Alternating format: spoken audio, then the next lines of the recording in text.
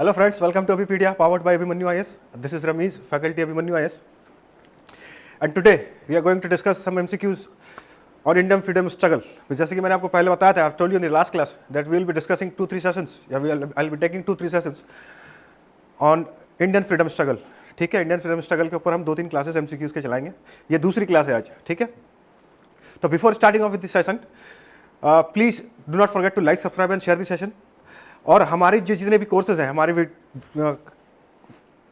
Classes के courses या video courses जो भी हैं हमारे, उसके बाद हमारी टेस्ट सीरीज और ये फिर FPCS की जो हमारी सीरीज चल रही है, इन सब की लिंक हमारे डिस्क्रिप्शन पर डली हुई है.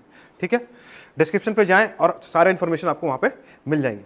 इसके अलावा कोई माइक्रो कोर्सेज भी लेना चाहते हैं तो हमारे पोर्टल abipedia.abhimanyu पे जाएं और हमारे पोर्टल पे विजिट करें और वहाँ पे जाके आप माइक्रो कोर्सेज भी ले सकते हैं इंडिविजुअल सब्जेक्ट्स के, जैसे हिस्ट्री हो गया, पॉलिटी हो गया, ज्योग्राफी हो गया, इकोनॉमी हो गया, जिसे भी लेना है इंडिविजुअल सब्जेक्ट का वो ले सकते हैं. तो चलिए आज स्टार्ट करते हैं. हमारा पहला क्वेश्चन इंडियन फ्रीडम स्ट्रगल के ऊपर. The first major boost to modern industries in India happened in the 1860s. It was a direct result of the demand created in America because of the Civil War, the demand created in Europe because there was Civil War in America, the decline in competition from the cotton mills of Lancashire and Manchester, the support of government to industries in India. ठीक है, what was the major reason? The first major boost to modern industry in India happened in 1860s. हुआ था, बिल्कुल हुआ था. एक stimulus मिला था इंडस्ट्रीज को इंडिया पे. क्या कारण था? what was the reason behind that? ठीक है, तो please read the options. 4 options हैं, ध्यान से पढ़िए and then try to derive the answer. ठीक है,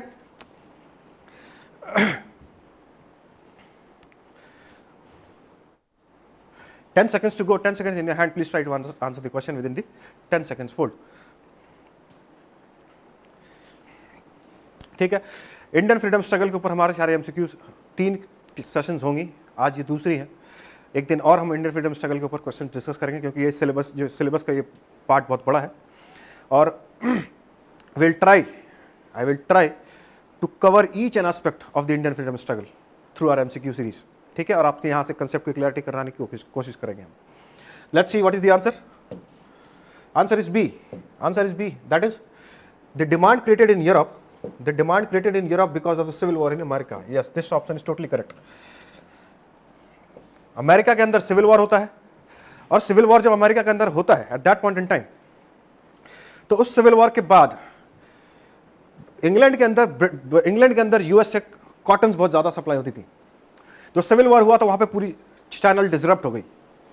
उसके बाद ब्रिटिश इंडिया की तरफ रुख मोड़ते हैं और फिर इंडिया से वो सारे कॉटन्स के जितने भी डिमांड्स होते हैं वो ब्रिटेन के अंदर जाती हैं. इसके लिए इंडिया के इंडस्ट्रीज को इंडिया के अंदर इसकी डिमांड बढ़ जाती है. ठीक है, और इंडस्ट्री को एक स्टिमुलस मिलता है, एक बूस्ट मिलता है. तो here the correct option is B. Let's move towards the next question. Question number 2.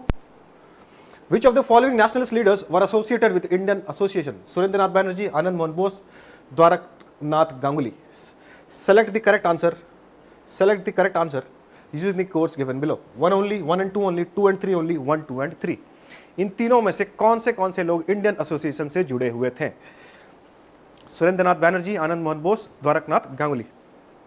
ठीक है, this is question from political organisation. Political organisation की अगर हम बात करें या इंडियन एसोसिएशन की अगर हम बात करें तो ये कांग्रेस से पहले बनी थी, 1876 के अंदर बनी थी. और कांग्रेस से पहले बहुत सारे काम इन्होंने किया था पेजेंट्स के लिए. ठीक है, मिल्स के लिए, वर्कर्स के लिए, विमेंस के लिए, हर एक political aspect, social aspect, economic aspect, हर एस्पेक्ट में इन लोगों ने काम किया था.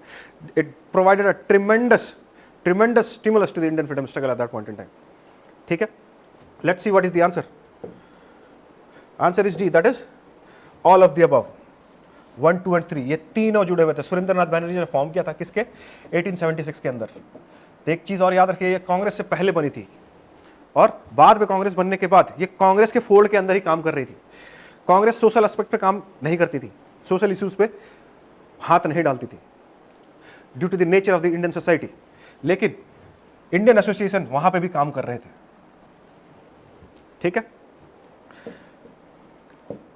Let's move towards the next question. That is question number 3. Choose the incorrect option. Choose the incorrect option. Jawaharlal Nehru was the chairman of the State Committee of the Constituent Assembly. Sachidanand Sinha was the constitutional advisor to the Constituent Assembly. The Constituent Assembly took 2 years, 11 months and 18 days to produce the Constitution. Constitution Assembly met the first time on December 9, 1946. Which of the above statements is incorrect? इन चारों में से incorrect कौन सा है? ठीक है, जैसे कि मैंने आपको पहले क्लास में लास्ट सेशन में बताया था कि 1940 से लेकर 1947 तक की जो भी डेवलपमेंट्स हैं दैट इज़ वेरी इंपॉर्टेंट। और 1946 के अंदर कंस्टिट्यूएंट असेंबली फॉर्म भी हुई थी। उस टाइम पीरियड पे कॉन्स्टिट्यूशनल एडवाइजर कौन थे, उस टाइम पीरियड पे प्रेसिडेंट कौन थे, ये सारी चीज़ आपको पता होनी चाहिए। ठीक है, कि कॉन्स्टिट्यूएंट असेंबली के पास जब 1946 के टाइम पीरियड में कॉन्स्टिट्यूएंट असेंबली से क्वेश्चंस पूछा जाता है, very important part of our syllabus. Let's see what is the answer. Answer is B. Answer is B. That is Sachidanand Sinha was the constitutional advisor to the Constituent Assembly. This statement is incorrect. Not Sachidanand Sinha, but B.N. Rao. B.N. Rao was the constitutional advisor. Sachidanand Sinha was the temporary president. Temporary president of the Constituent Assembly. ठीक है, कुछ time के लिए थे ये, president थे, और constitutional adviser B.N. Rao थे, और उसके बाद फिर प्रेसिडेंट बन जाते डॉक्टर राजेंद्र प्रसाद। ठीक है, डॉक्टर राजेंद्र प्रसाद प्रेसिडेंट बनते हैं, और फिर ये B.N. राव जो है कॉन्स्टिट्यूशनल एडवाइजर 1950 से लेकर 1952 तक इंडिया को रिप्रेजेंट करते हैं यूनाइटेड नेशंस सिक्योरिटी काउंसिल पे, UNSC। 1950 से 1952 तक इंडिया को रिप्रेजेंट करते हैं कहाँ पे, यूनाइटेड नेशंस सिक्योरिटी काउंसिल के अंदर। ठीक है, he is a very prominent figure in the history of India, Indian freedom struggle. Let's move towards the next question, that is question number 4। Which one of the following acts of British India introduced for the first time direct elections in India, या direct election in the country? कौन से act के तहत direct elections India पे introduce हुआ था? Government of India act of 1919, Indian council act of 1892, government of India act of 1935, Indian independence act of 1947। Very important question और very important development. ठीक है, very important constitutional development in the history of Indian freedom struggle. ठीक है, ध्यान से पढ़िएगा। जैसे कि आपको पता है, all the acts starting from 1771 to 1947 and specially government of India act 1935, government of India act 1919, government of India जिसे हम मॉन्टफोर्ड एक्ट बोलते हैं, फिर Morley Minto act 1909, 1892, basically revolt of 1857 के बाद से जो भी एक्ट्स आई हैं दैट इज वेरी इंपॉर्टेंट। सारे एक्ट्स को आपको पढ़ना है ध्यान से, क्वेश्चन यहाँ से पूछे जाते हैं। ठीक है, क्योंकि कंपनी राज खत्म हो गई थी 1857 में, उसके बाद फिर it was administered directly by the crown through viceroy. तो उसके बाद जो भी कॉन्स्टिट्यूशनल डेवलपमेंट्स हुई हैं that is very important. Let's see what is the answer. Answer is a. Answer is that is government of India act of 1919। ठीक है, ध्यान रखिएगा, डायरेक्ट इलेक्शंस यहाँ पे स्टार्ट हुए थे और फ्रेंचाइजी भी बढ़ाई गई थी और विमेंस को भी फ्रेंचाइजी मिली थी। याद रखिएगा, विमेंस को भी फ्रेंचाइजी मिली थी। ठीक है, direct election was introduced through this act. 1892 के अंदर नॉमिनेशन स्टार्ट हुआ था इन डायरेक्ट इलेक्शंस, लेकिन वहां पे term election was not used. Remember this term election was not used under 1892। Congress ने डिमांड की थी डायरेक्ट इलेक्शंस की, ठीक है, लेकिन सेक्रेटरी ऑफ स्टेट जो उस टाइम पे होते हैं वो इसे खारिज कर देते हैं। he did not accept it at that point in time। और उन्होंने नॉमिनेशन बोला था कि आप नॉमिनेट कर लीजिए मेंबर्स, जो डिस्ट्रिक्ट से भी नॉमिनेट होकर आएंगे और प्रोविंस से भी नॉमिनेट होकर आएंगे सेंट्रल लेजिस्लेटिव असेंबली के अंदर। ठीक है, और नॉन ऑफिशियल मेजोरिटी भी मिलेगी। ठीक है, याद रखिए, government of India act of 1919 जिसे हम मॉन्टफोर्ड एक्ट बोलते हैं, उसके तहत डायरेक्ट इलेक्शन इंट्रोड्यूस हुई हैं। Let's move towards the next question. Question number 5. Which of the following Indian Council Act gave the provincial legislative councils the powers to discuss the annual statement of revenue and expenditure? ठीक है, basically annual statement of revenue बात करें तो इसका मतलब क्या होता है? बजट।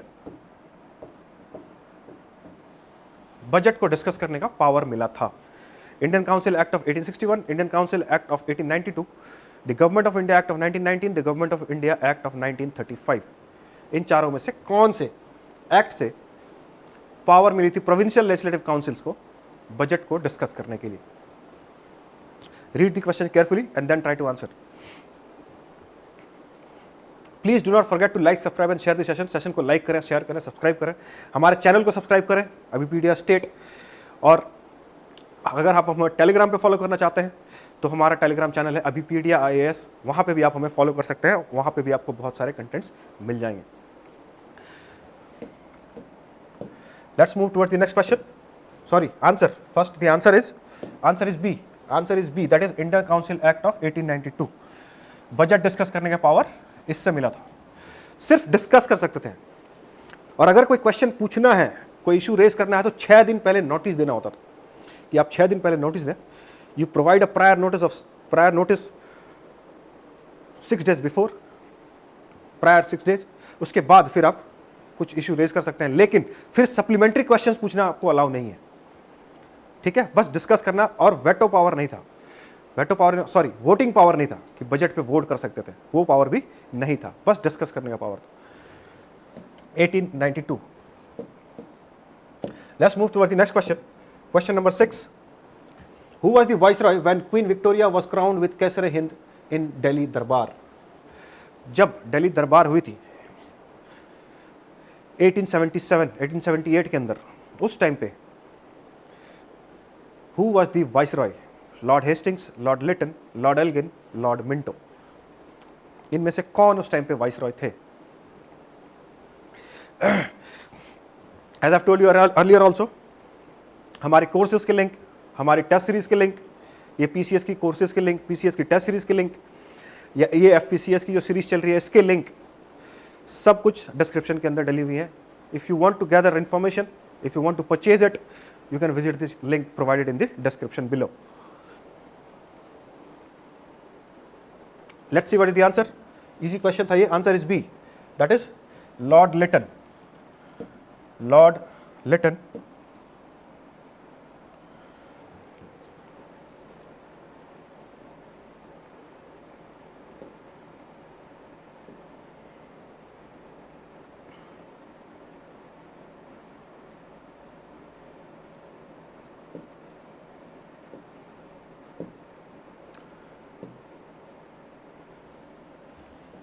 लॉर्ड लिटन, ठीक है। लॉर्ड लिटन की जो टेन्योर है वो भी एग्जामिनेशन पॉइंट ऑफ व्यू से बहुत इंपॉर्टेंट है, क्योंकि कुछ वर्नाकुलर प्रेस एक्ट, उसके बाद आर्म्स एक्ट, ठीक है। उस टाइम पे फमीन आई थी, फमीन थी, कंडीशन बहुत खराब थी फार्मर्स की, फिर भी ये दरबार ऑर्गेनाइज किया गया था बहुत सारे पैसे खर्च करके, और फिर टैक्सेस भी बढ़ा दिए गए थे।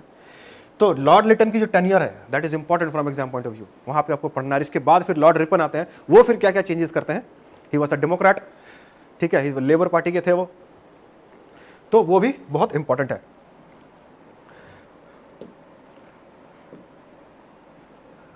Let's move to the next question, question number 7। Who was the Congress president at the time of Lucknow pact? Who was the Congress president at the time of Lucknow pact? Annie Besant, AC Majumdar, Bal Gangadhar तिलक, पंडित मोतीलाल नेहरू। इन चारों में से कौन लखनऊ पैक्ट के टाइम पे, जो 1915 के अंदर होती है, मेजर डेवलपमेंट और watershed development in the history of the Indian freedom struggle, उस टाइम पे कांग्रेस के प्रेसिडेंट कौन थे? ठीक है, बहुत बड़ी डेवलपमेंट। मॉडरेट्स और एक्सट्रीमिस्ट एक प्लेटफॉर्म पे आ गए थे, और कांग्रेस और मुस्लिम लीग वो भी एक प्लेटफॉर्म पे आ गए थे, और फिर वो साथ मिलके आगे की फ्रीडम स्ट्रगल को आगे बढ़ाते हैं।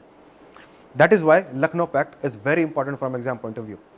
और स्टेट के एग्जामिनेशन के अंदर ऐसे ही डायरेक्टली क्वेश्चन पूछ लिया जाता है कि उस टाइम पीरियड पे कौन थे president of Indian National Congress, ठीक है। Let's see what is the answer. Answer is B, answer is B, that is AC Majumdar. याद रखिएगा, लखनऊ पैक्ट, इसलिए लखनऊ पैक्ट बोला जाता है क्योंकि लखनऊ के अंदर Lucknow session of Indian National Congress हुई थी लखनऊ के अंदर, और वहां पे मुस्लिम लीग और इंडियन नेशनल कांग्रेस इनके बीच में पैक्ट साइन हुआ था, ठीक है। इसके लिए उसके लखनऊ पैक्ट भी बोला जाता है, लखनऊ पैक्ट नाम भी दिया गया है। लखनऊ के अंदर इंडियन नेशनल कांग्रेस की सेशन हुई थी, ठीक है, और उसमें ये डिसाइड किया गया था कि हाँ मुस्लिम्स को सेपरेट इलेक्टोरेट दी जानी चाहिए, ठीक है। So this development is very important from exam point of view. Let's move towards the next question, question number 8. Subhash Chandra Bose resigned from the Congress presidency and organized forward bloc for a more vigorous national struggle in 1939. This was because he came to believe that Gandhi's non-violent movement might not bring independence. He did not trust the Indian National Congress is fighting for Indian freedom. He was pressurized by the British to resign from the Congress. He wanted to support the activities of the Congress from outside. ठीक है, forward block बाद पे सुभाष चंद्र बोस कांग्रेस को resign करते हैं। पहले वो election जीतते हैं, कांग्रेस के प्रेसिडेंट, हिस्ट्री पे पहली बार ऐसा हुआ था कि कांग्रेस के प्रेसिडेंटशिप के लिए इलेक्शंस लड़े गए थे। ठीक है, गांधी जी किसी और को सपोर्ट कर रहे थे, नेहरू को कर रहे थे, फिर नेहरू ने इलेक्शन लड़ने से मना किया, नेहरू ने मौलाना आज़ाद को रेफर किया, मौलाना आज़ाद ने मना किया, तो फिर पिताबी सीतारामैया को इलेक्शन लड़वाया गया और वो सुभाष चंद्र बोस जीत जाते हैं और वो प्रेसिडेंट बनते हैं। उसके बाद वो कांग्रेस को छोड़ देते हैं and he forms his own party that is forward block. Let's see what is the answer. Answer is a, that is he came to believe that Gandhi's non-violent movement might not bring independence। बिल्कुल देखिए, सुभाष चंद्र बोस यहाँ पे ideology की differences थी। गांधी की ideology कुछ और थी और नेहरू की, और यहाँ पे सुभाष चंद्र बोस की आइडियोलॉजी कुछ और थी। वर्ल्ड वॉर अनाउंस हो चुका था, वर्ल्ड वॉर स्टार्ट हो चुका था। सुभाष चंद्र बोस चाहते थे कि इस टाइम पीरियड पे it's time to hammer the British government, it's time to drove them out of the nation. But Gandhi का ये मानना था किसी की मुश्किल घड़ी पे आप उसे अटैक ना करें। तो यहाँ पे आइडियोलॉजिकल डिफरेंसेस थी। तो इसके लिए ये सुभाष चंद्र बोस को ये लगता था कि ये जो गांधी जी की आइडियोलॉजी है, इससे इंडिपेंडेंस नहीं मिलेगा। ठीक है, इससे हटके मुझे कुछ करना पड़ेगा। और उसके बाद फिर वो नई पार्टी बनाते हैं और अपने हिसाब से फिर अपनी आइडियोलॉजी को लेआउट करते हैं। Let's move towards the next question. Question number 9। Question number 9, arrange the following events in correct chronological sequence: August offer, Pune Pact, third round table conference, communal award। chronological order में arrange करिए, पहले कौन, उसके बाद फिर कौन, फिर कौन, फिर आखिरी कौन, इन चारों में से। ठीक है, please do not forget to like, subscribe और शेयर द सेशन। सेशन को लाइक करें, सब्सक्राइब करें, शेयर करें, और ताकि ये वीडियो ज़्यादा से ज़्यादा लोगों तक पहुँचे और वो ज़्यादा से ज़्यादा लोग they try to make profit out of it, ये try to make some kind of conceptual clarity out of it। ठीक है, और बहुत से ज़्यादा लोगों की मदद भी हो जाए। August offer, Poona pact, third round table conference, communal award. ठीक है, ध्यान पे रखना है ये क्वेश्चन को। अगर आपको डेट एग्जैक्टली नहीं पता है, बट आपको अगर कंसेप्चुअल क्लैरिटी है इस डेवलपमेंट्स के इवेंट्स के बारे में, तो you will be easily able to answer this question.